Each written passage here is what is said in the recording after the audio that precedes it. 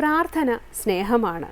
സ്നേഹത്തിൻ്റെ ശുദ്ധമായ തരംഗങ്ങളാണ് പ്രാർത്ഥനയിലൂടെ ലോകമെങ്ങും പരക്കുന്നത്. എൻ്റെ ഒരാളുടെ പ്രാർത്ഥന കൊണ്ട് എന്ത് നേടാനാണ് എന്ന് ചിന്തിക്കരുത്. പ്രാർത്ഥനയിലൂടെ സ്നേഹത്തിൻ്റെ വിത്താണ് നമ്മൾ വിതയ്ക്കുന്നത്. മരുഭൂമിയിൽ ഒരു പുഷ്പം വിടർന്നാൽ അത്രയും ആകുമല്ലോ എന്നാണ് ചിന്തിക്കേണ്ടത്.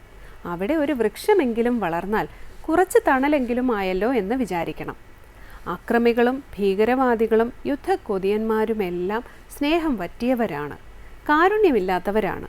നമ്മളെപ്പോലുള്ള കോടിക്കണക്കിന് ആളുകളുടെ പ്രാർത്ഥനയിലൂടെ അന്തരീക്ഷത്തിൽ നിറയുന്ന സ്നേഹവും കാരുണ്യവും അവരുടെ മനസ്സിനെ അല്പമെങ്കിലും മാറ്റാൻ സഹായിക്കട്ടെ എന്ന് പ്രാർത്ഥിക്കാം.